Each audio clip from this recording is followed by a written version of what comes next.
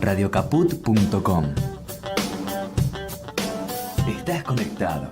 Estás en Caput.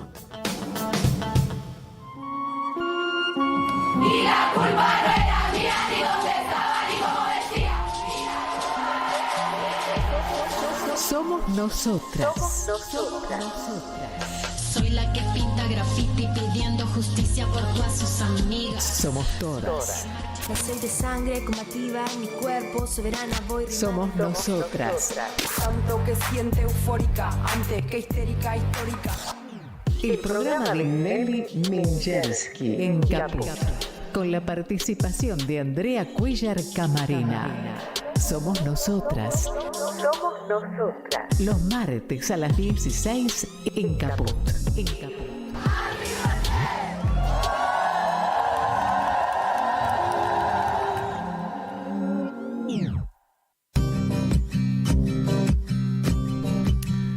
Buenas tardes a todas, todos, ¿cómo están? Estamos acá en Somos Nosotras. Hoy Nelly Minjersky no está por acá, pero está muy bien, esperemos, ahí visitando a su familia en Bariloche. Aprovechó el fin de largo y bueno, y se fue a visitar a su hija, a su nieto, a su bisnieto. Así que le mandamos un beso grande a Nelly por allá. Y bueno, hoy no va a haber editorial porque acá la de las grandes ideas y las palabras profundas es Nelly, la de la sabiduría acumulada es Nelly. Así que bueno, voy a presentar a nuestra invitada del día de hoy, a una gran compañera que nos honra con estar acá en el estudio Chicha Mariani de Radio Caput. Ella es Vero Pato Ibáñez. Bueno, así se le conoce a Vero.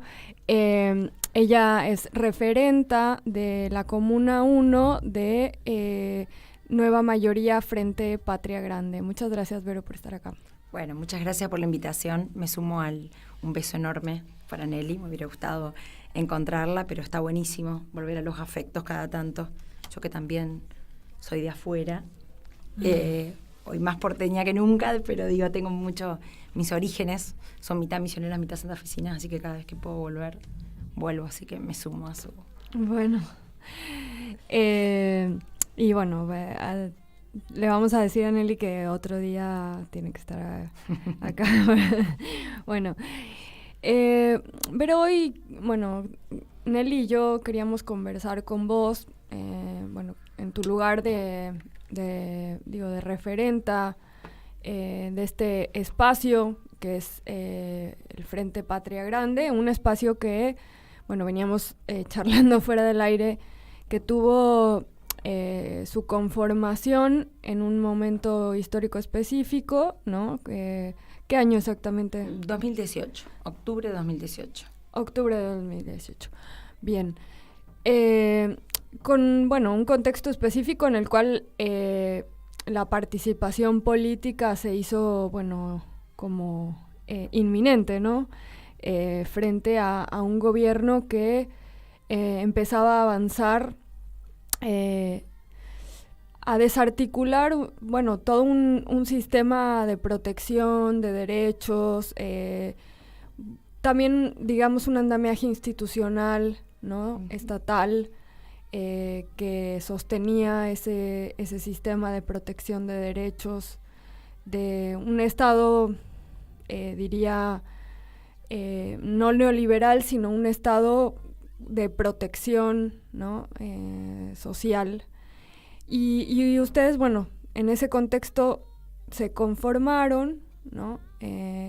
Frente a ese gobierno y empezaron, a articular alrededor del país todo un trabajo territorial muy importante, ¿no? Que fue en los barrios, en las comunas, en las ciudades, en las villas, en pequeñas ciudades también, y que alcanzó una potencia que tiene sus referentes hoy por lo menos, ¿qué son? 2 o 3 diputados nacionales. 3 diputados, sí. Itai Hackman. Por la Ciudad de Buenos Aires. Natalia Saracho. Exacto. Y Federico Fagioli, también por la provincia de Buenos Aires. Bien.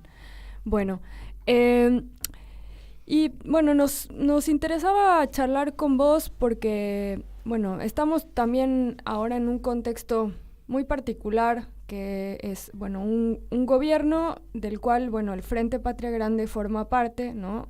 Acompaña, tiene referentas y referentes como en lugares de peso político de este gobierno, pero también tenemos, bueno, una posición encontrada respecto a ciertas políticas que se han tomado en este gobierno o decisiones, ¿no? O ausencia de decisiones también respecto de ciertas cuestiones. Pero una gestión que, por supuesto, fue mucho, por mucho, como diría Cristina, como dijo Cristina el jueves, ¿no? Mucho mejor que el gobierno anterior, en el sentido de que buscó, bueno, recuperar, ¿no? Una presencia estatal, un acompañamiento, la ampliación de derechos en hasta cierto punto, ¿no? Entonces, bueno, queríamos primero conversar con vos cuál ha sido, por ejemplo, ese rol de las y los referentes del Frente en esta gestión, en qué ves vos que se avanzó, como para que también nuestros oyentes, bueno, conozcan, porque muchas veces ante tanta desinformación que hay en los medios de comunicación, pues la verdad es difícil muchas veces conocer, ¿no? Acercarse a las políticas de lo que, bueno, lo que se ha conquistado, lo que se ha logrado, lo que se ha reconstruido, también en un contexto que está marcado primero por una pandemia y después por la deuda externa. Así que, bueno, primero, bueno, esa sería como mi primera pregunta. Bien. A ver, el Frente Patria Grande nace en el 2018, como decías vos, en un contexto muy particular, donde se había iniciado una persecución muy fuerte a la figura de Cristina. El colectivo de organizaciones, porque el Frente Patria Grande está compuesto por una serie de organizaciones que veníamos desarrollando distintos ejes de construcción en cada uno de los territorios, que después podemos charlar también de eso, pero bueno, con una necesidad concreta primero de defensa a Cristina, como la referenta innegable, digamos, y de donde mejor vivimos, digamos, en la etapa más dorada, si se quiere decir de alguna manera. Y bueno, y también con una intención de, nosotros que veníamos de otra experiencia, de formar parte y llevar propuestas, llevar programa de gobierno a lo que, bueno, iban a ser las elecciones en el año 2019. O sea, empalmar, si se quiere llamar de alguna manera, con el campo nacional y popular del que pertenecemos y aportar desde nuestro recorrido, nuestras propias identidades como Frente Patria Grande. En ese sentido, en el 2019 formamos parte de por primera vez, digamos, de las elecciones de lo que fue el Frente de Todes, y ahí, como vos decías, con las expresiones institucionales, si se quieren, tanto de Itai como de Nati, con la figura de Juan Grabois como el referente de todo ese paraguas del Frente Patria Grande, hoy precandidato a presidente para estas elecciones.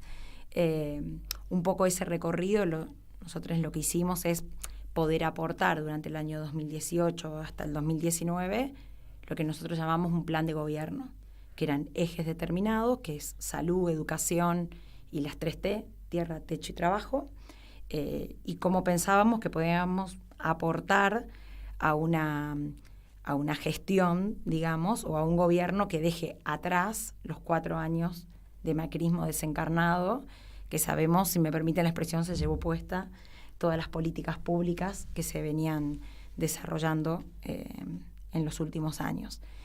A partir de ahí, digamos, comenzamos a empalmar y a trabajar juntos una compañera que también lo charlábamos fuera del aire, Fernanda Miño, que es secretaria, está en la Secretaría de Integración Sociourbana, un poco llevando la tarea de lo que tiene que ver con la urbanización de barrios populares. Esa secretaría depende de Desarrollo Social. Del Ministerio de Desarrollo Social. Claro, arrancó en infraestructura, pero después se mudó su dependencia a Desarrollo Social. Creíamos que era el ministerio correcto, digamos, en el que tendría que estar enmarcada su política pública. Una política que, como también te contaba, con la ley que se sancionó en el 2018, que tuvo que ver con el relevamiento, el RENAVAP, le llamamos nosotros, que es el Relevamiento Nacional de Barrios Populares. Se relevaron en su momento 4.000 y pico de barrios.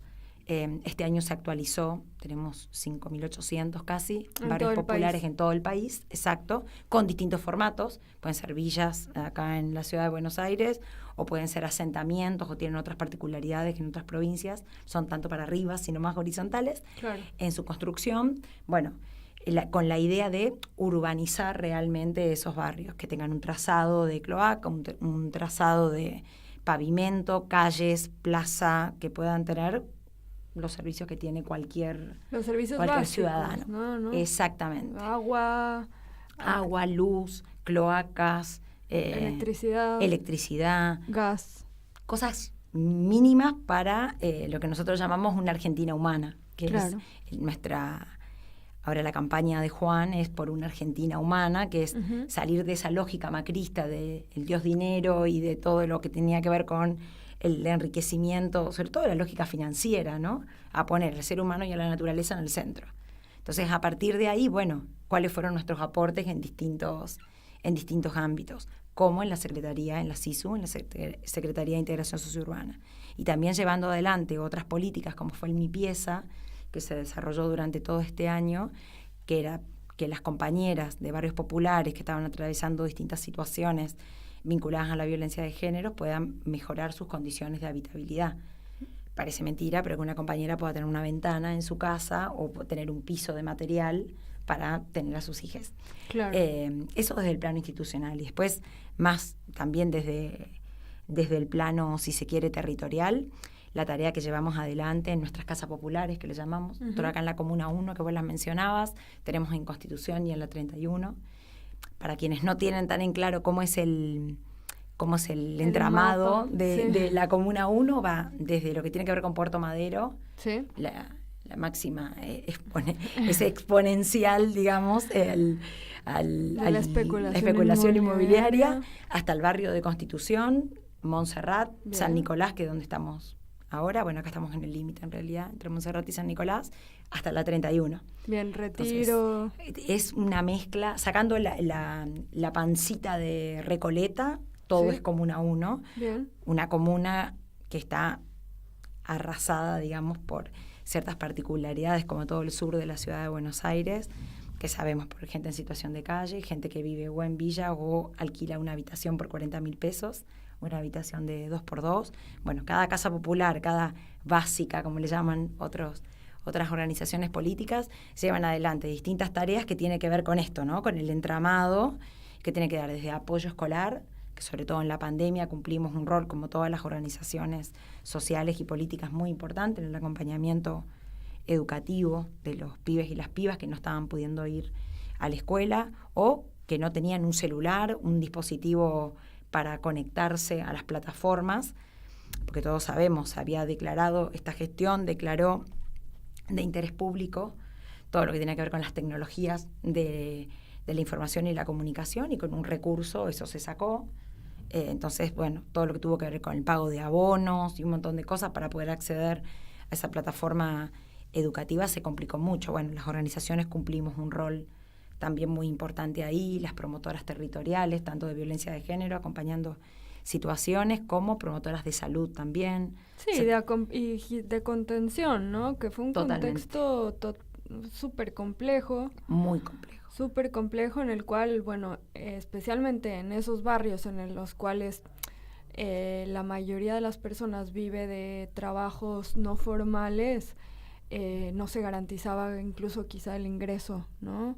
de esa casa, de ese hogar, para poder comer, ¿no? Totalmente. Sí, ahí proliferaron los comedores, también porque, bueno, había que garantizar una de las comidas. Por lo menos. Sí. Y las familias ver cómo sostenían la otra. Digo, el rol que tuvo, independientemente de la gestión muy buena que tuvo la pandemia, en muchos aspectos. De salud, sí. Exactamente.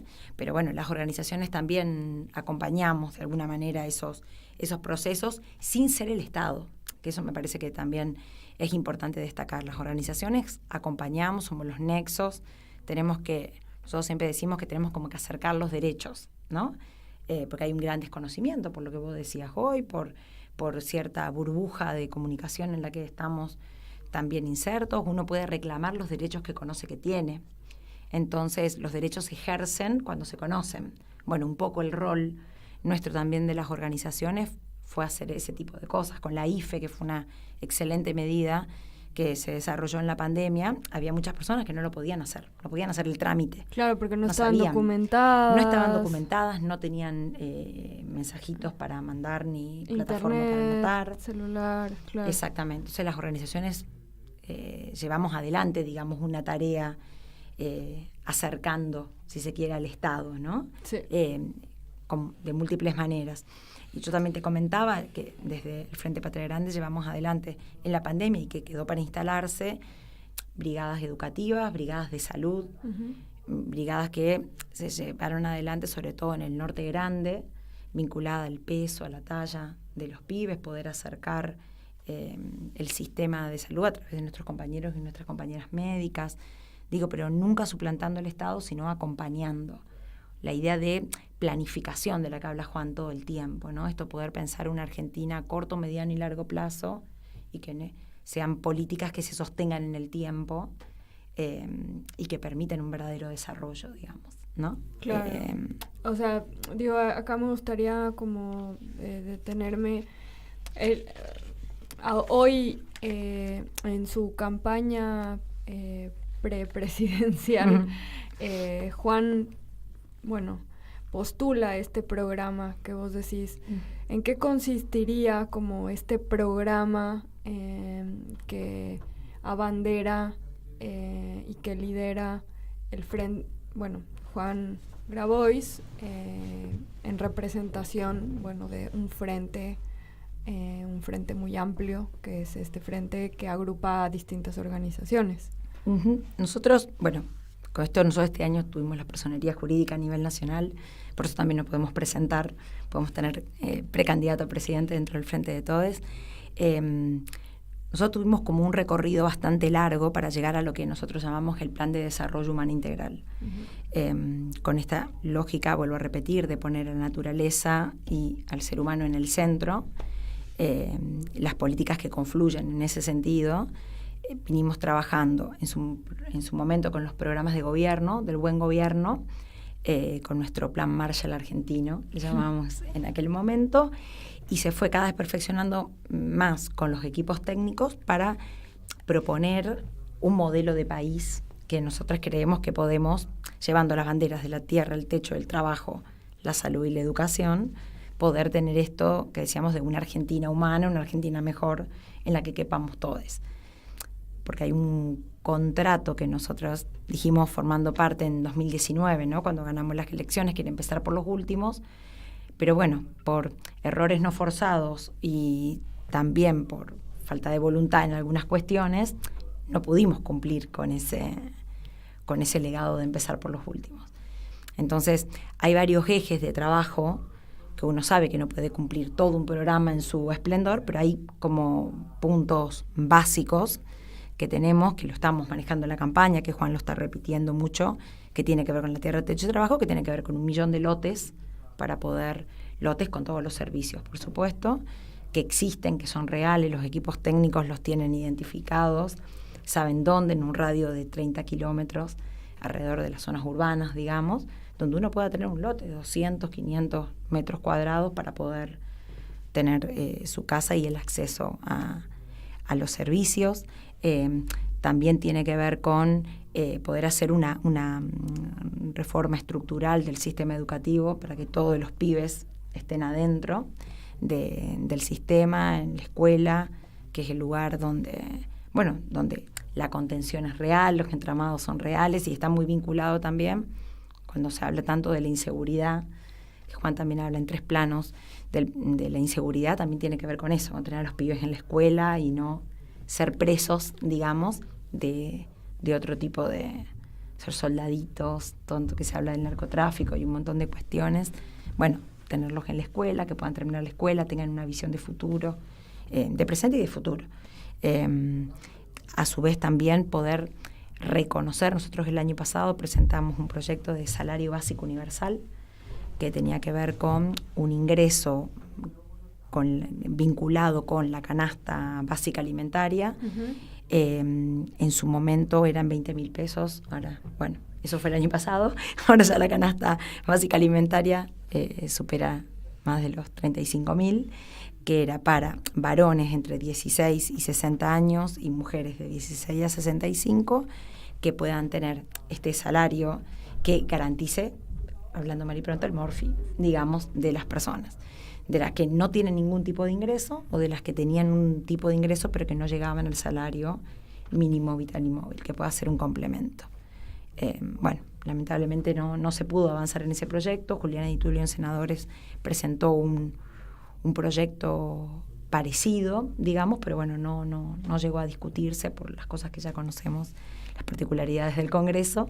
Pero bueno, volver a la carga con esa idea y también es un reconocimiento a las tareas de cuidado, que son tareas no pagas, que están profundamente feminizadas y que no tienen la retribución por el trabajo que tanto de cuidar a las personas mayores, a los hijos, llevar adelante distintas tareas. También hay... Hace unas semanas, por ejemplo, digo, un poco en línea con esto, estuvieron acá las compañeras de La Garganta Poderosa, que ellas este lunes van a presentar un proyecto, este lunes se presenta el proyecto de reconocimiento al trabajo de las cocineros de comedores populares, ¿no? Un trabajo que sostiene la vida en los barrios populares. Totalmente, y en la pandemia quedó más que expresado, y también por las particularidades que tuvo la pandemia en un barrio como Constitución, por ejemplo, donde, bueno, había algunos comedores, habían proliferado, y eran un montón de compañeras las que estaban revolviendo la olla, digamos, además de los barrios populares, digo, porque también esta ciudad es terriblemente desigual.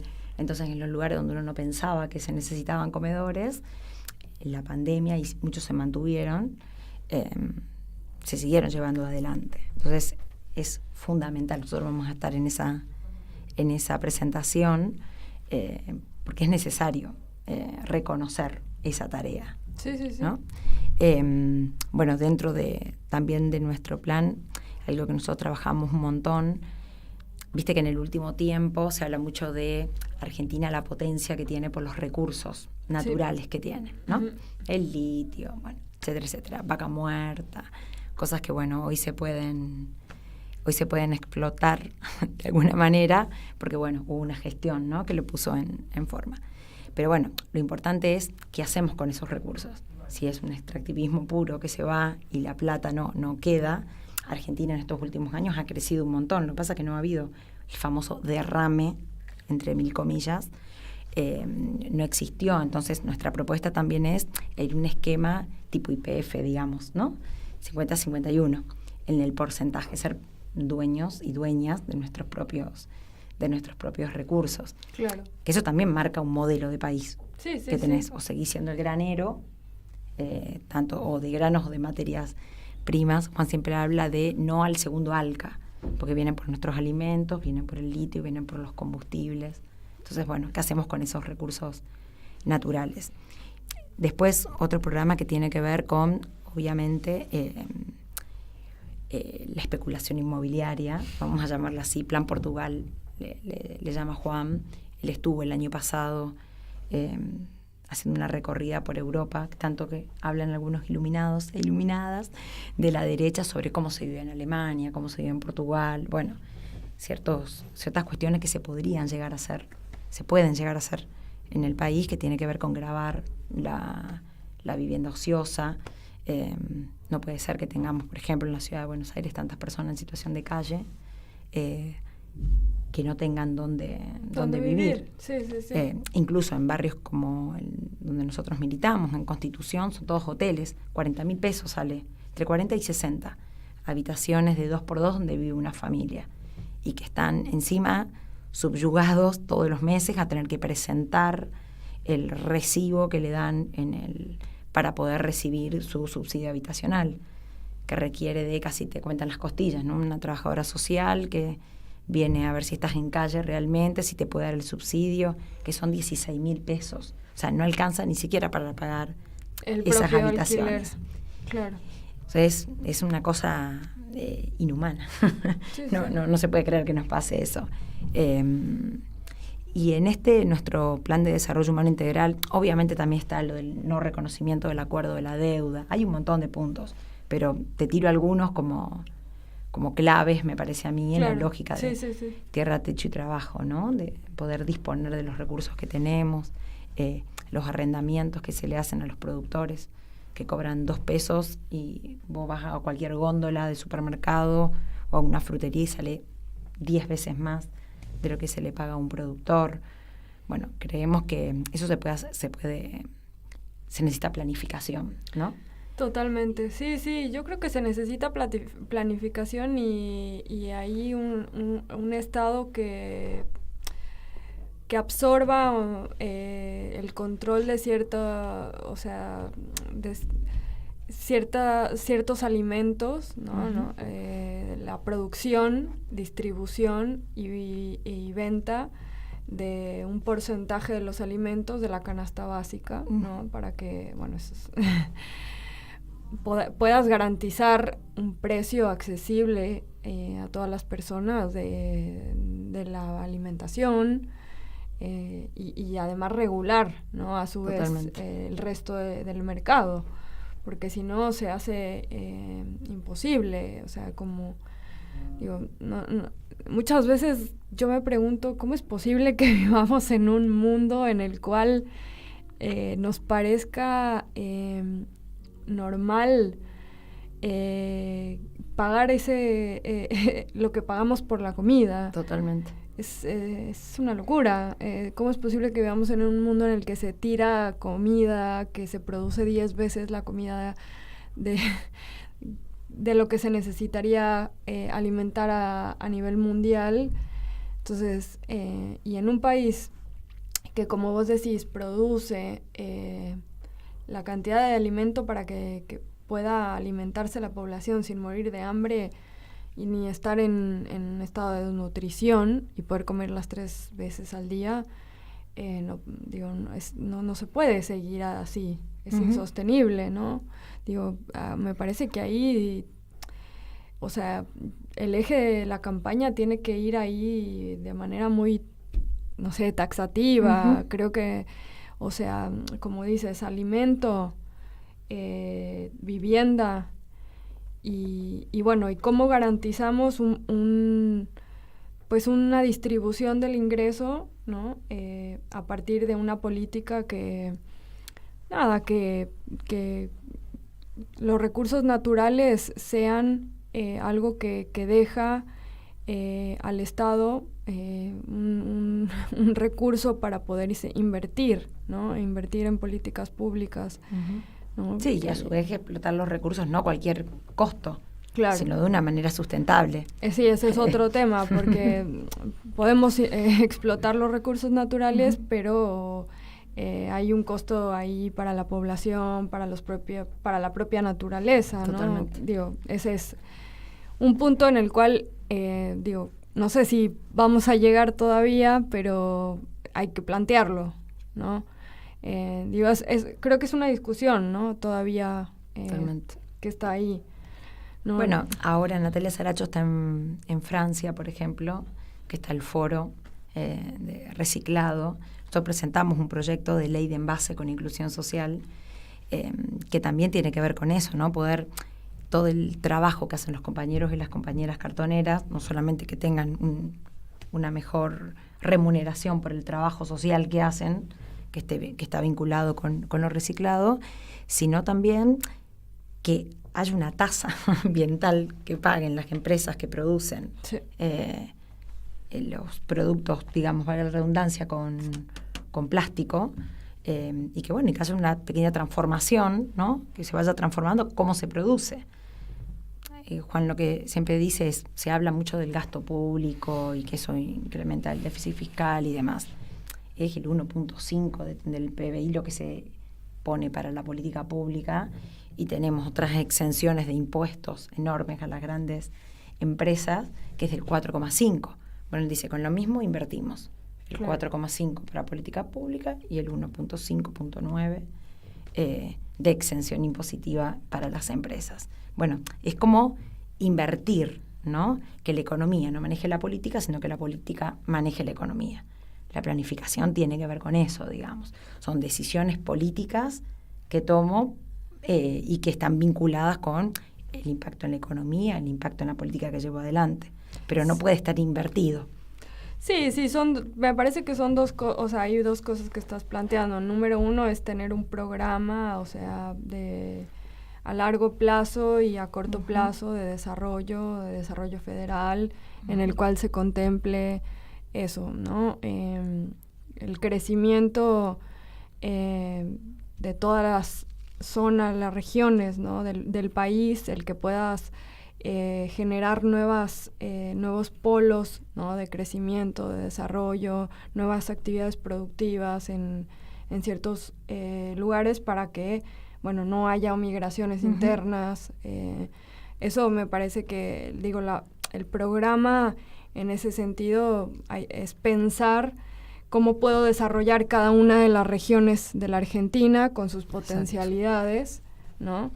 Y con, garantizándole también a las personas que puedan seguir viviendo donde nacieron, donde crecieron, ¿no? Que también es un derecho, ¿no? Pero por otro lado, esto que dices, que haya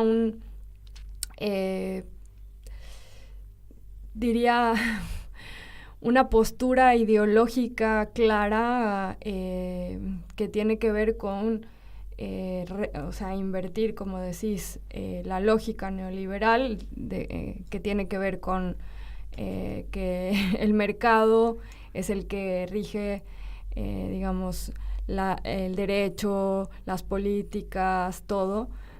Invertir eso y que sea más bien decisiones políticas que frenen a esa lógica, ¿no? Mercantilista, esa lógica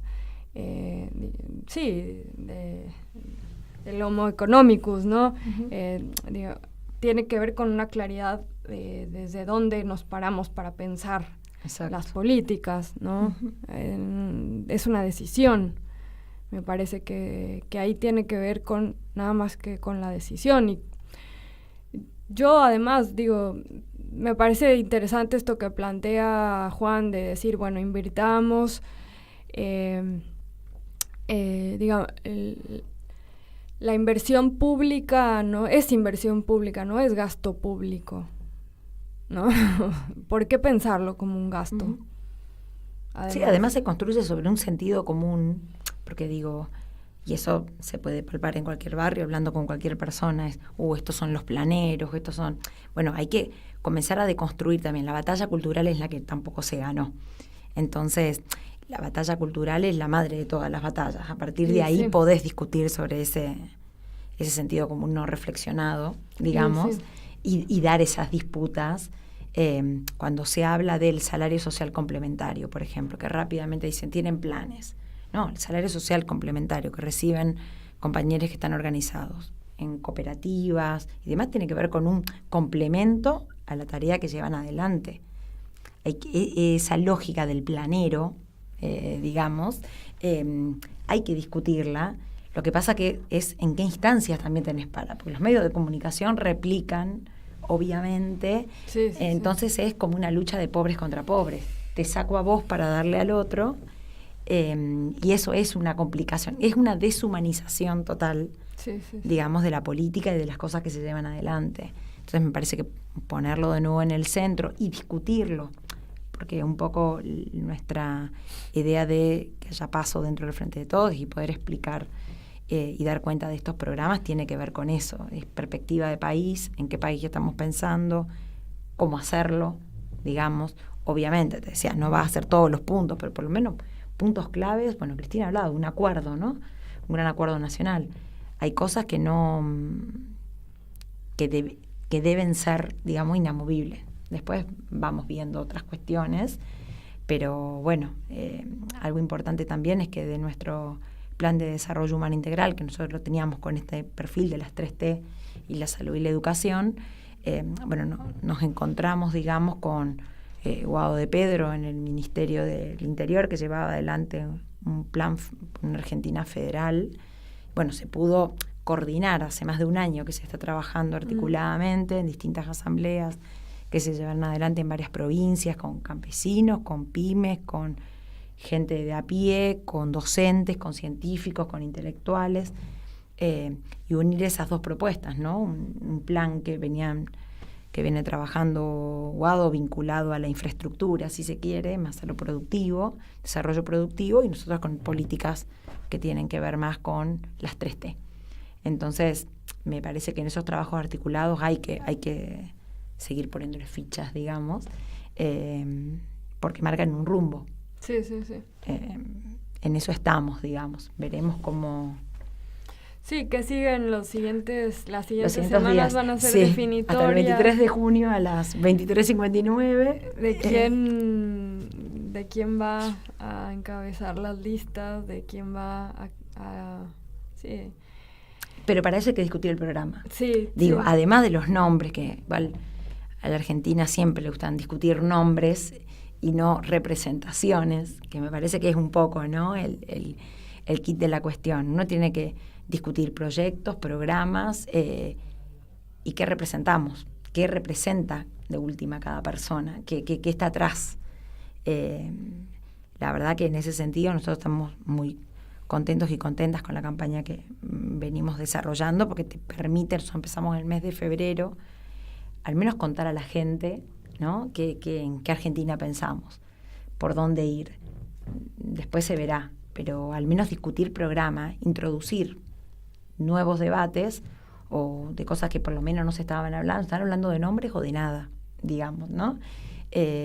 Introducir propuestas, cuestionamientos, un poco lo que hace Milei, de alguna manera, ¿no? Un loco que sale a decir barbaridades, pero presenta propuestas, entre comillas, mientras que otros duermen la siesta, digamos, y nosotros creemos que hay que salir a dar esa disputa, encontrarse con los demás, discutir, llegar a acuerdos, porque lo que se viene es complicado. Nos quedó un collar de melones, digamos, con el Fondo Monetario, con lo que nos pasó con la pandemia, por eso hablaba de errores no forzados y cuestiones también que tuvieron que ver con 4 años de arrasamiento absoluto también de la gestión, ¿no?, del Estado. Un Estado que quedó otra vez chiquitito con el macrismo, y que hubo que volver a poner de pie en un contexto muy complejo. Entonces, uno de los puntos también claves, el no a ese acuerdo, que no significa no pagar, sino es qué se va a pagar, que es más profundo el tema, digamos, ¿no? Una deuda totalmente fraudulenta, y que íbamos a investigar y quedó ahí, ¿no? Falta esa vuelta de tuerca. Entonces, en eso estamos. Igualmente, nosotros como militantes territoriales tenemos otro objetivo, seguir mostrando que la política sirve para transformar la realidad. Eso también es un tema muy, muy complicado. Hay un sentimiento también de cansancio, de agotamiento, que se ve la política como algo feo, malo, o que no me da soluciones, y me parece que es una tarea también militante de todos. Cristina también lo decía el jueves, en todos los lugares donde estamos, dar esa disputa respecto al sentido de la política, la importancia de la política para transformar la realidad. Sí, desde todos los rincones, ¿no? Exacto. O sea, en el aula, en la salita, en el hospital, en la radio, en la televisión. ¿Cómo recuperamos o cómo instalamos otro sentido frente a un avasallamiento que hay que ha instalado muy fuertemente en distintos sectores de la sociedad y etarios y Total. de todo. Me parece que porque muchas veces se asocia, ¿no? Las juventudes están muy enojadas. Es cierto que las juventudes están muy enojadas. Es cierto que no ven, Ofelia Fernández lo ha dicho muy claramente, que vivieron con mucha angustia, ¿no? La pandemia, que ahora no ven como muchas oportunidades. No entienden para qué sirve la política, quizá. No le ven el inicio y el fin, por decirlo de alguna manera, ¿no? O sea, a dónde se llega con eso. Y cómo, bueno, a esos sectores, cómo los volvemos a enamorar, ¿no? Cómo volvemos a generar que las personas quieran participar, ¿no? Participar porque, este programa, ustedes lo construyeron, no fue que se sentó una sola persona a escribir, ¿no? ¿Qué es lo que cree que es lo mejor o qué programa es el mejor para esa Argentina humana? Hubo todo hay equipos técnicos. Todo un trabajo de militancia, de organización, de asambleas que ustedes se hacen, ¿no? Espacios donde se reúnen, donde exponen ideas, equipos técnicos, militantes con experiencia recogida en el territorio, y a partir de eso es que se construye este programa, ¿no? Entonces, invitar a todas y a todos y a todos a que se sumen a este programa, que se sumen al programa, que sea de militancia, de ir y discutir, ¿no? De intercambiar ideas, que se sumen a la polis, a la vida política, al encuentro con el otro, a registrar a un otro, una otra, humano, más allá de las redes sociales, más allá del celular, romper con la pantalla, ¿no? Encontrarse con un compañero, con una compañera, con un camarada, ¿no? En una unidad básica, en un centro comunitario, donde sea, pero encontrarnos, ¿no? Porque creo que en el encuentro es cuando se va construyendo las ideas, se fortalecen las ideas, ¿no? Vos sabés que eso se dio muy lindo. Nosotros arrancamos con dos cosas, así como arrancamos en febrero con la campaña de Juan, arrancamos con Ofelia y con Pedro Rosenblatt, recorridas, giras, le llamamos, gira por las distintas básicas, que son centros culturales, clubes que se fueron anotando por un formulario para charlar con ellos, ¿no? También con esta idea de que en la ciudad de Buenos Aires también puede haber unas PASO, al igual que a nivel nacional, pero empezar a construir programas de abajo hacia arriba, lo que vos decías hoy, ¿no? Que a nosotros, para llegar al Plan de Desarrollo Humano Integral, tuvimos todo un recorrido de experiencia y también de cuadros técnicos. Bueno, lo mismo en la ciudad de Buenos Aires. Y es impresionante cómo hay mucha gente que se suma. Y uno piensa, no, que van a... Y vienen un sábado a las 2 de la tarde o a las 4 de la tarde, un día viernes a las 7 de la tarde, se suman, participan, escuchan. Me parece que hay que volver a, como decís vos, a generar esa mística de encuentro. La pandemia nos llevó muy para adentro, nos aisló un montón, y no es lo mismo hablar por una pantalla que encontrarme con el olor y el calor de la otra persona. Y me parece que hay que recuperar nuevamente esos lazos de la organización popular. Sí. Digamos, la organización popular se da en tanto y en cuanto habilito esos espacios de encuentro. Si están mediante un formulario y quedan en eso, no hay un feedback, no hay un prueba y error. Y nos pasa lo mismo poniendo las mesitas, famosas mesitas que ponemos las organizaciones, los partidos, para entregar un volante los sábados a la mañana o en la semana.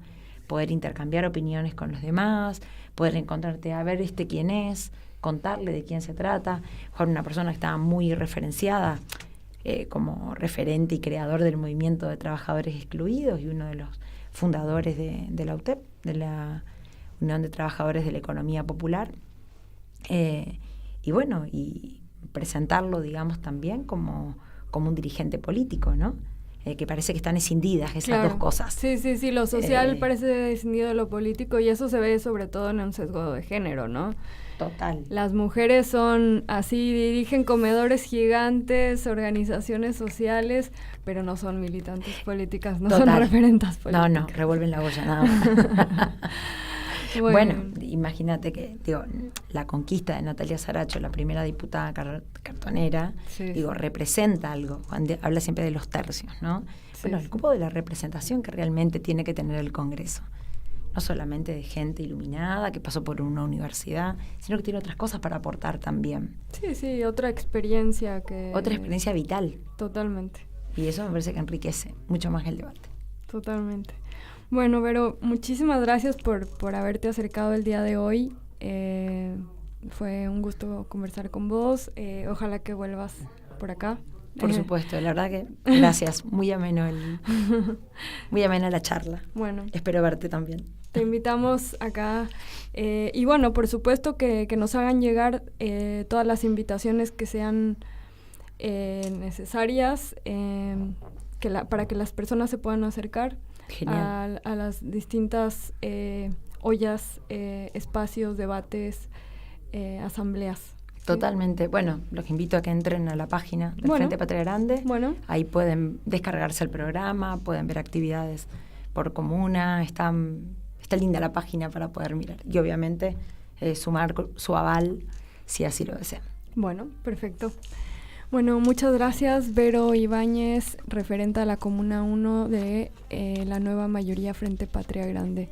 Se nos acabó el tiempo, le mandamos un saludo a toda la audiencia, un abrazo muy grande y nos encontramos el próximo martes acá en Radio Caput.